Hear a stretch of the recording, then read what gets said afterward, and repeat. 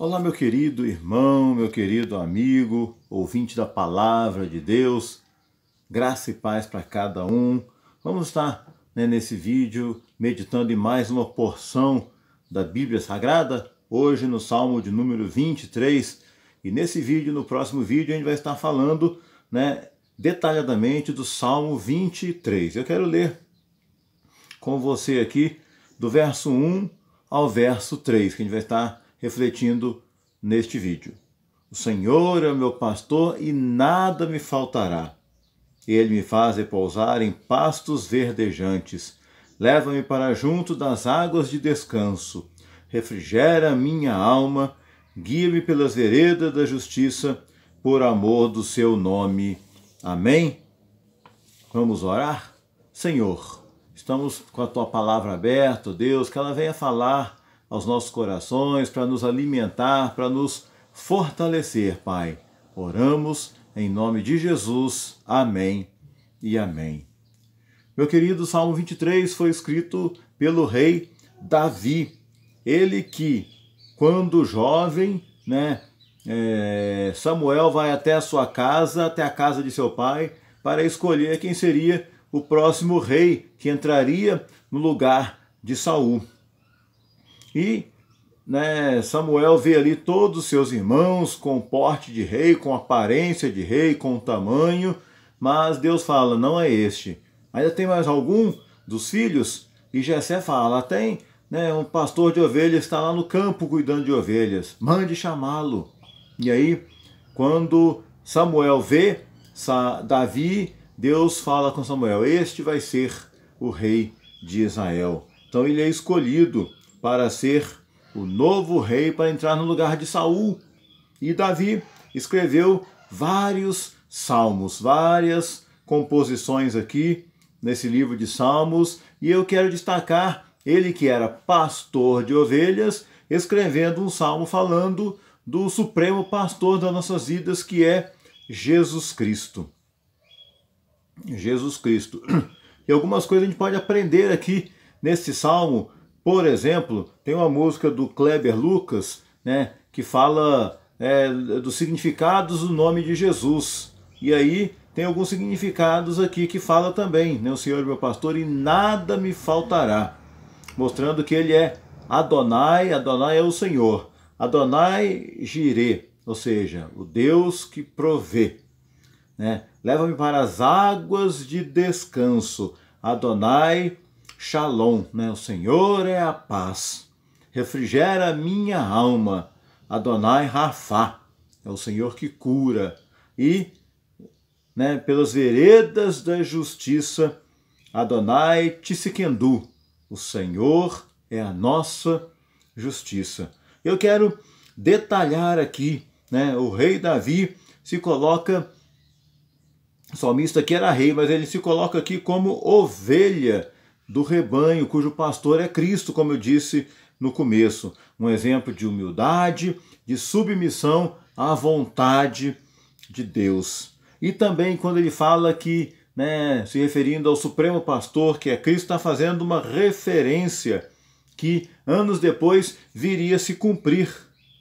Que Jesus seria o bom pastor, que dá a vida pelas suas ovelhas. Então eu quero estar destacando aqui para nós o verso 1, 2 e 3, esmiuçando bem esses versículos, falando da importância do pastor, do significado do Salmo 23. E quando fala desse pastor, o Salmo 78, no verso 52, vai dizer assim, fez sair o seu povo como ovelha, guiou pelo deserto como um rebanho. Então é esse Deus que guiou o povo pelo deserto como rebanho, é esse Deus que guia os seus filhos, que conduz os seus filhos, como diz também o profeta Isaías no capítulo 40, versículo de número 11. Como pastor apacentará o seu rebanho, entre os seus braços recolherá os cordeirinhos e os levará no seu seio, e aos que amamentam ele guiará mansamente. É o pastor Jesus Cristo que cuida de mim, que cuida de você, que está, né, atento, nos carrega em seus braços, nos guia mansamente. Por isso Davi poderia dizer com propriedade, com certeza, no verso 1, o Senhor é o meu pastor e nada me faltará. O Senhor, ele está definindo ali, ele poderia usar um pronome indefinido, mas ele usa o pronome definido, o Senhor, né, um artigo definido, né, que ele sabia que ele, Deus, era o seu pastor e nada me faltará. Mostrando o que aqui, né, o carinho, o cuidado de Deus. Deus tem tido, né, você tem experimentado o carinho, o cuidado de Deus na sua vida, que provê, que atende às suas necessidades quando você clama a Ele com fé, quando você se achega junto ao trono da graça de Deus, quando você chora na presença de Deus, quando você se aproxima, você tem experimentado, como os discípulos experimentaram, o cuidado de Deus, o cuidado material de Deus. Ele cuida de nós, Ele continua cuidando de nós. E o verso 23 vai dizer aqui, o verso 1, que nada me faltará, reforçando o quê? Que devemos estar constantemente vivendo na dependência de Deus, confiando na sua providência. Lembra o nosso Senhor Jesus Cristo lá no Sermão do Monte, falando, né, sobre as aves do céu, em Mateus 6,26? Olhai para as aves do céu, que nem semeiam, nem cegam, nem ajuntam em celeiros. Eu e o vosso Pai Celeste as alimenta. Aí diz o texto, não valei vós muito mais do que elas, ou seja, do que as aves do céu? Se Deus sustenta as aves do céu, se Deus sustenta os lírios do campo, Ele vai sustentar a mim e a você. Nada vai me faltar. Não vai me faltar as coisas boas, mas também não vai faltar os problemas. E nos problemas é para nos amadurecer, e nos problemas é para nos achegarmos mais perto deste Deus. Salmista aqui no Salmo 34, no verso 9 e 10, o mesmo Davi, dizendo, temei ao Senhor, vós os seus santos, pois nada faltam aos que o temem. Os leõezinhos sofrem necessidade e passam fome, porém aqueles que buscam o Senhor, bem nenhum lhes faltará. Como tem sido a sua busca? Você tem buscado a Deus mesmo? Não estamos podendo nos reunir presencialmente, aqui no caso Cacon de Barranha, mas você tem buscado através de cada mensagem, buscado o seu momento a sós com Deus, um momento devocional na sua vida, né? Aqueles que buscam o Senhor, bem nenhum lhes faltará. E ele continua dizendo, Senhor meu pastor, e nada me faltará. Deitar-me faz em verdes pastos. Como é que era a região da Palestina nesta época em que o salmista escreve? Era uma região tropical, tinha duas estações, inverno e verão. O inverno, que era a estação das chuvas, que ia do mês de novembro até o mês de abril, e depois vinha o período da seca, que era de maio a outubro. Então, meu irmão, pesquisando aqui, falando sobre esses pastos verdejantes, essa região tropical, nos primeiros dias de abril, oferecia o quê? Por causa da chuva, um excelente espetáculo, O gramado verdinho, os pastos todos verdejantes, onde tinha comida para o rebanho do pastor. E à medida que vinha o calor, aí vinha a outra temperatura, que era o calor mais intenso, as flores secavam, o verdor se secava, ficava mais difícil de encontrar alimento para as ovelhas. E aí os pastores eram obrigados a procurar outro pasto verdejante, caminhar com as ovelhas por outros pastos verdejantes. Mas Jesus Cristo é aquele que, quando a gente busca Ele, quando a gente se entrega a Ele, Ele é o nosso pastor e nele nós acharemos pastagens durante o ano inteiro. Nele nós vamos encontrar alimento o ano inteiro. Amém? Você crê nisso? Porque Ele mesmo disse lá em João que Ele é o pão vivo que desceu do céu, o pão que alimenta, o pão que sacia a nossa fome espiritual. meu querido, meu irmão, minha irmã, mesmo que o mundo esteja vivendo um período de seca espiritual, você pode encontrar repouso no Senhor Jesus. Podemos encontrar repouso no Senhor Jesus. Como eu disse, né? Ele alimenta a nossa fome espiritual. E ele também é a porta. Lembra o evangelista João no capítulo 10, verso 9. Eu sou a porta. Se alguém entrar por mim, entrará, sairá e achará pastagens. Quando você entra pela porta que é Jesus, você encontra pastos verdejantes, você encontra alimento, você encontra o sustento de Deus. E aí você, né, o Davi aqui nos convida aqui a descansar nesses pastos verdejantes, a não se preocupar, a não ficar ansioso. O profeta, né, Ezequiel vai lembrar do cuidado do Senhor para com o seu povo, lá no capítulo 34, no verso 14, onde ele vai dizer assim, né, apacentá-los-ei de bons pastos, e nos altos montes de Israel será a sua pastagem. Deleitar-se-ão ali em boas pastagens, e terão pastos bons nos montes de Israel. Verso 15, eu mesmo apacentarei, né, as minhas ovelhas, diz o Senhor. Eu mesmo apacentarei, cuidarei das minhas ovelhas. E é isso que diz, né? Deitar-me fazem pastos verdejantes. Leva-me, aí continua dizendo no verso 2, guia-me mansamente às águas tranquilas. Você sabia, meu querido, que a ovelha, né, parece dócil, mas é um animal muito inquieto? Por qualquer coisa ela se assusta, né? Não consegue deitar e dormir se não se sentirem completamente segura. Elas têm receio dos rios turbulentos. Elas têm receio.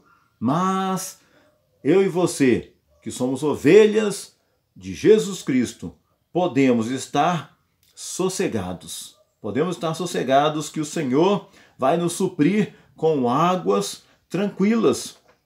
Em Jesus podemos estar sossegados. Ele, né, produz um ribeiro cristalino de águas calmas que corre do interior daqueles que são tocados pelo Espírito Santo. E a palavra de Deus, que é a Bíblia Sagrada, vai matar a nossa sede espiritual, formando em nós uma fonte de água viva que nunca seca. Lembra quando Jesus encontra com aquela mulher samaritana lá no capítulo 4 de João, no verso 14? O que ele diz para aquela mulher? Mas aquele que beber da água que eu lhe der, nunca mais terá sede, porque a água que eu lhe der se fará nele uma fonte a jorrar vida eterna.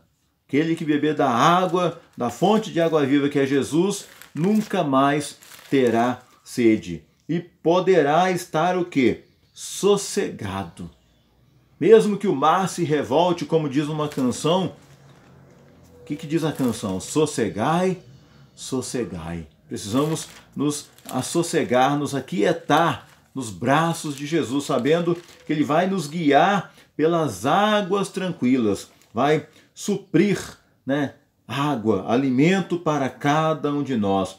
E estas águas, meu irmão, né, transformam o homem, transforma a sua estrutura, transforma o seu caráter. Por estas águas precisa nascer uma nova criatura. Você já parou para pensar nisso? Por essas águas precisa nascer uma nova criatura. São águas que libertam, águas que lavam de todo pecado as nossas vestiduras e nos tornam mais alvos do que a neve. A gente não canta? Por onde o rio passar, tudo vai transformar. E deixe essas águas transformar o seu caráter, transformar a sua estrutura, transformar a sua vida, fazer de você uma nova criatura, e aí você vai poder descansar mansamente. Apocalipse 7,17 vai falar mais ou menos nesse sentido. Capítulo 7, no verso 17. Pois o Cordeiro que se encontra no meio do trono os apacentará e os guiará para as fontes da água da vida e lhe enxugará dos olhos toda a lágrima. né, o Cordeiro, Jesus Cristo, vai nos apacentar, vai cuidar de nós, vai nos guiar para a fonte da água da vida. E deve jorrar depois em nós, quando a gente alimenta dessa fonte da água viva, deve jorrar água dentro de nós. E o salmista continua: guia-me mansamente às águas tranquilas, e no verso 3, refrigera a minha alma. Refrigera a minha alma. A Palestina, meu querido, era uma extensão pequena, mas o clima era variado. Dependendo da localidade que se encontra na Palestina, o clima é variado. A zona tropical do Baixo Jordão, né, as temperaturas altas, né, a região deserto com os contrastes marítimos e vice-versa, né, o deserto muito grande. Tem a Alta Galileia, onde o clima é tropical e o calor é muito intenso em determinado horário, né? A gente pesquisando, a gente vê isso aqui falando que o sol é tão escaldante, o clima fica tão abafado em determinado horário lá na Palestina, que fica difícil de se alimentar quem mora por ali. Mas quando o vento sopra mais forte, olha só que interessante o que a Bíblia fala. Quando o vento sopra mais forte, traz um refrigério, traz um frescor para os moradores daquela cidade. Um frescor que vem do Monte Hermon. Lembra no Salmo 133? Fala, né? Quão bom e quão suave é que os irmãos vivam em união. É como o orvalho de Hermon que desce sobre o monte de Sião. O que é isso? O que tem nesse monte Hermon que refresca a região da Palestina, que refrigera a nossa alma? O Monte Hermon, meu querido, minha querida, que fica no norte de Israel, e em cima há uma grande quantidade de quê? De neve, você sabia disso? Em cima do Monte Hermon, uma grande quantidade de neve. E quando venta, ajuda a trazer esse refrigério, amenizando a temperatura daquela região. Assim é que o pastor faz conosco, Jesus Cristo faz conosco, meu irmão, minha irmã. Muitas vezes, né, as circunstâncias vêm sobre a nossa vida, aparecem de forma semelhante, onde, né, nós sentimos o calor dos acontecimentos, o calor do problema. E aí você se sente o quê? Abafado espiritualmente, você se sente cansado, quem sabe espiritualmente, até fisicamente cansado com tantas coisas e sente dificuldade em buscar o alimento espiritual. Pode ser que você que está me ouvindo nessa noite está com dificuldade de buscar esse alimento espiritual, que é a palavra de Deus, de estar buscando mais de Jesus. Mas o salmista mostra que ele refrigera a nossa alma. Nesse momento, meu querido amigo, meu querido irmão, o Senhor vem como uma brisa suave, que desce lá do alto, que refrigera a nossa alma, e além de refrigerar a nossa alma, renova as nossas forças e nos capacita a continuar a caminhada nossa. Amém? Você crê nisso? Que Deus nessa noite pode estar entrando com refrigério aí na sua família, na sua vida, na sua casa, renovando as suas forças, capacitando para continuar a caminhada? É isso que o texto quer dizer. Refrigera a minha alma, guia-me pelas veredas da justiça. Continua dizendo o salmista no verso de número 3. Guia-me pelas veredas da justiça. Era uma função do pastor guiar as ovelhas. Guiar as ovelhas. O salmista vai lembrar aqui no capítulo 5, no verso 8. O Senhor guia-me na tua justiça por causa dos meus adversários. Endireita diante de mim o teu caminho. Endireita diante de mim o teu caminho. Guiar as ovelhas. E os campos de Israel, nos campos de Israel, os pastores buscavam o quê? Lugares, caminhos que facilitassem a condução do rebanho, sem que esse rebanho, sem que suas ovelhas se desviassem pelos diversos caminhos. E as veredas que aqui fala, meu querido texto, são passagens estreitas entre a vegetação. Eram passagens estreitas entre a vegetação, onde não havia espaço para a ovelha se desviar. Então ela tinha que caminhar em linha reta, né, para frente, sob a liderança e a proteção do pastor, e caminhavam com segurança pelas veredas da justiça. E aí, o Senhor Jesus nos convida também, né, de acordo com o texto aqui, nos convida a trilhar o caminho da retidão, a trilhar o caminho da justiça, o caminho que nos leva realmente é estreito, é um caminho estreito. Para chegar até Deus é um caminho estreito, onde não se pode olhar nem para a direita e nem para a esquerda. É preciso prosseguir em direção ao alvo que é Jesus. Josué vai lembrar isso para nós no capítulo 1, né? Para nós não desviarmos nem para a direita e nem para a esquerda. Então, trilhe o caminho das veredas e da justiça. Ande pelo caminho das veredas, ande pelo caminho da justiça. Provérbios 8 vai mostrar isso para nós no verso 20.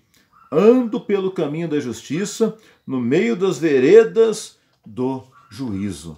E como eu disse aqui, para trilhar esse caminho que o Senhor nos convida, é um caminho estreito. E o próprio Jesus lembra para mim e para você em Mateus 7, verso 14. Ele fala do caminho estreito e do caminho largo. Do caminho estreito, porque estreita é a porta e apertado é o caminho que conduz à vida eterna, e são poucos que entram por ela.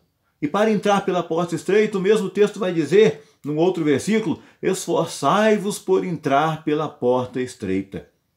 É o esforço que você tem que fazer, se abdicar de alguma coisa, deixar alguma coisa, renunciar a alguma coisa que não agrada a Deus, um pecado, algo que não agrada, para se esforçar para entrar pela porta estreita, que conduz à perdição. E são poucos que chegam por ela, porque o caminho largo conduz para a morte eterna, para o inferno, o lugar onde o diabo e os seus anjos estão esperando. O inferno que arde com fogo e enxofre 24 horas. É o caminho largo das facilidades. Mas as ovelhas são orientadas pelo seu pastor a ser guiadas por este caminho verdejante, ou por esta vereda da justiça. Era um caminho estreito, em linha reta, para chegar ao destino que as ovelhas precisavam. E sempre contando com a liderança e a proteção do pastor, e nós podemos contar com a proteção do supremo pastor, que é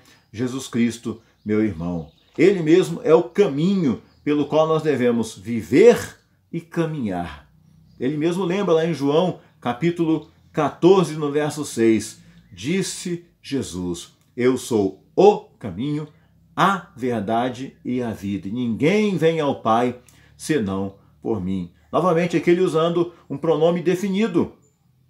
Ele poderia dizer, eu sou um caminho qualquer. Eu sou uma verdade, mas não. Eu sou o caminho. Muitas pessoas dizem que todos os caminhos levam até Deus. Não.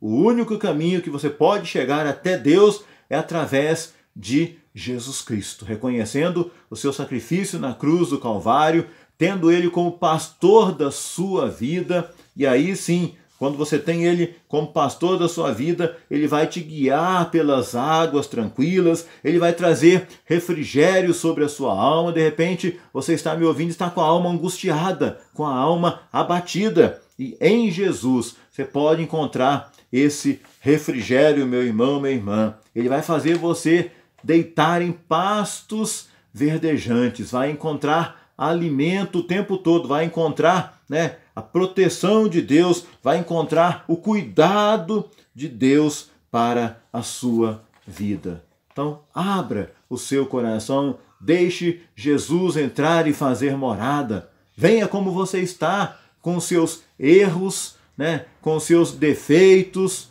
até mesmo com os seus vícios. Venha para Jesus e Ele vai te libertar, Ele vai te sustentar, Ele vai te restaurar. E deixe Ele ser o pastor da sua vida. Se Ele já é, meu querido, descansa nesse Deus, então desfrute da riqueza do Salmo 23, de tudo isso que nós citamos, crendo que Ele é o nosso pastor e nada vai nos faltar. Amém? Que Ele complemente esta palavra em seu coração, em nome de Jesus. Vamos orar? Amém?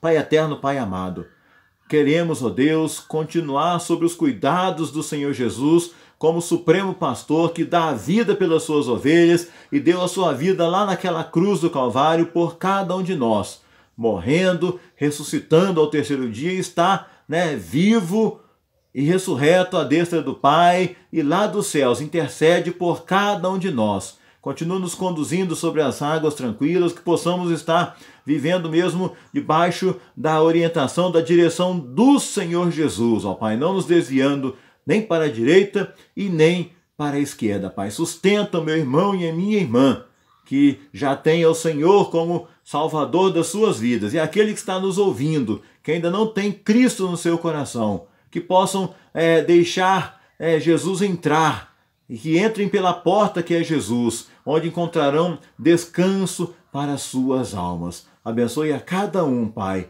ao ouvir esta palavra, Deus, para que seja impactado através do Teu Espírito Santo. Teu Espírito Santo incomode, fale, transforme cada um, Pai. Em nome de Jesus, nós oramos hoje e para todos sempre. Amém e amém. Que Jesus continue te abençoando e te sustentando. Amém?